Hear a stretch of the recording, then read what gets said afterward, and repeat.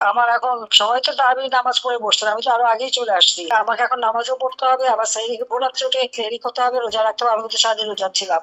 এই রোজা মুখে সবাইকে আমি ধন্যবাদ চাই। আমার উপর দোষারোপ করা হয়। আজকে হত্যাকাণ্ডের যদি তালিকা নেন, ইউনূসের আমলে সব থেকে বেশি হত্যাকাণ্ড ঘটেছে। তার সময় মাদ্রাসা শিক্ষক, প্রাইমারি স্কুল শিক্ষক, ছাত্র, শ্রমিক, গার্মেন্টস শ্রমিক, যেদিন যারা আন্দোলন করেছে সেই দিনই তাদেরকে তুলে দেওয়ার জন্য সাউন্ড গ্রেনেড, টিয়ার গ্যাস, গরম পানি মারা, এমনকি মা ছোট্ট শিশু তার উপর পানি মারা, সেখানে গ্যাস মারা, নানা ভাবে নির্যাতন করে করে তাদেরকে আন্দোলনে করতে দেয় নাই, বাধা দিয়ে গুলি চালানোতে শ্রমিক হত্যা হয়েছে, ছাত্র হত্যা হয়েছে, প্রতিদিনই লাশ পড়ে যাচ্ছে। তাছাড়া ইউনূসের যে সন্ত্রাস বাহিনী, এই সন্ত্রাস বাহিনী তো প্রতিনিয়ত মানুষকে হত্যা করে যাচ্ছে। মনে হলো কোনো নাই, যে কোনো সময় যে কেউ ঘরে ঢুকবে, লুটপাট করবে এবং বাধা দিয়ে তাদেরকে হত্যা করে আসবে। ছেলেকে পায়নি বলে মাকে হত্যা করা, বাবাকে হত্যা করা, মাকে গাছের সাথে বেঁধে রাখা, এটা কোন ধরনের কথা? এইভাবে আওয়ামী লীগের নেতা কর্মী হাজার হাজার নেতা কর্মীকে গ্রেপ্তার করেছে। প্রায় 20,000, শুধু এই ফেব্রুয়ারি মাসেই 20,000 উপর নেতা কর্মীকে গ্রেপ্তার করেছে এবং অনেকে খোঁজ পাওয়া যাচ্ছে, তাদের গুম করে দিয়েছে। প্রায় 3,000 উপরে পুলিশকে হত্যা করেছে। আনসার 40 জনের তো খবরই নাই। পিডিআর হত্যাকাণ্ডে যারা সামরিক বাহিনীর অফিসারদেরকে যারা হত্যা করেছিল, সেই মামলাও প্রত্যাহার করা এবং তাদেরকে ছাড়ার চেষ্টা। যত জঙ্গি সন্ত্রাসী তাদের মুক্তি দিয়ে সারা দেশে এখন প্রতিদিন দিনে চুরি, ডাকাতি আর ধর্ষণের তো মহোৎসব। বাসে, রাস্তায়, এমনকি ফুটপাতে, এমনকি একটা ফকির মিসকিনও রেহাই পায় না, ধর্ষণ করে যাচ্ছিল। যখন এই নিউজগুলি আসলো, এখন কোনো সংবাদ পরিবেশন করা যাবে না। আমার সময় নাকি স্বাধীনতা পৃষ্ঠের টেলিভিশন, তার মধ্যে 34 কয়জন সাংবাদিক গ্রেপ্তার হয়েছে, কিন্তু এখন 1,000-এর মতো কাছাকাছি সাংবাদিকের 600 মামলা, তার মধ্যে 106 জনের বিরুদ্ধে হত্যা মামলা। 6 জন সাংবাদিককে নির্মম ভাবে হত্যা করা হয়েছে, হয় কুপিয়ে হত্যা, নয় গুলি করে হত্যা, পিটিয়ে হত্যা, সারা বাংলাদেশ ব্যাপী। সাংবাদিকরা আজকে কোনো কাজ পাচ্ছে না। প্রত্যেকটা মিডিয়াতে ইউনূসের এজেন্ট বসা। কোনো টেলিভিশন, প্রাইভেট টেলিভিশন একটা সংবাদ পরিবেশন করতে পারবে না। কি সংবাদ পরিবেশন করা হবে?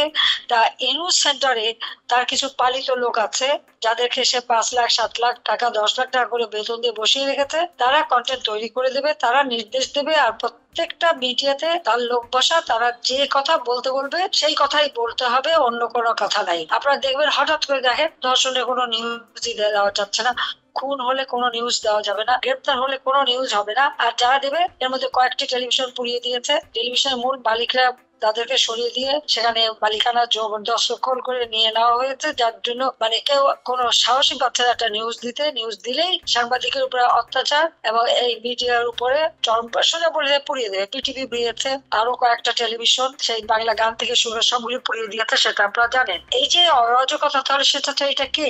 এই ডক্টর ইউনূস তো স্বেচ্ছাচারী, এবং সেই তো এই দেশের মানুষের জীবনের শান্তি কেড়েছে। আজকে 7টা মাস আমাদের বিরুদ্ধে দুর্নীতির মামলা, হত্যা মামলা। কোন দুর্নীতির প্রমাণটা পেয়েছে সেটা দেখার।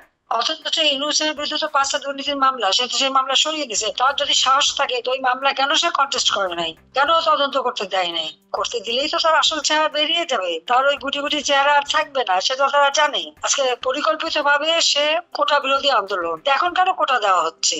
কারা মারা গেছে তাদের কোটা দেওয়া হবে। যে আওয়ামী লীগের যে প্রায় 3-4 হাজার নেতা কর্মী এবং তাদের পরিবারকে যে হত্যা করা হয়েছে, ওই তার তো বিচারও চাইতে পারে না। এরা কি মানুষ না? বাংলাদেশের জন্য কি তাদের কোনো অবদান নাই? আজকে মামলাটা পর্যন্ত করা যাবে না, মামলা নেয় না। মামলা করতে গেলে উল্টো মার খেতে হয়। এরকম স্বেচ্ছাচারিতা বাংলাদেশে সেই 1971 সালে হানাদার পাকিস্তানি বাহিনী ছিল, তখন চলেছে আর এখন চলছে। আজকে আমি আপনাদের অনেকের কথা শুনলাম যে কিভাবে নির্যাতনের শিকার আপনার হয়েছে। বৈষম্যহীন নাকি আলোচনা, অথচ চরম বৈষম্য। নতুন একটা দল করেছে, ক্ষমতায় বসে দল করা। ডিসিদের কাছে চিঠি দিয়েছে, তাদের লোকদেরকে মিটিং এ নিয়ে আসার জন্য বাস দিতে হবে, গাড়ি দিতে হবে এবং তাদেরকে মিটিং এ পাঠাতে হবে। এবং যাদেরকে দিয়ে এই ক্ষমতা দখলের জন্য হত্যাকাণ্ড ঘটিয়েছে, লুটপাট, চরম দুর্নীতি, এক একজন তো মোটা টাকার মালিক হয়ে গেছে, যার কিছুই ছিল না। কেউ 3খানা গাড়ির মালিক, বাড়ির মালিক, দেশে বিদেশে। আমার এখন সময় তো আমি নামাজ পড়ে বসতে আমি তো আরো আগেই চলে আসছি। আমাকে এখন নামাজও পড়তে হবে, আবার সেই ভোরাত্রে উঠে ক্লেরি করতে হবে, রোজা রাখতে হবে। আমি তো সারাদিন রোজা ছিলাম।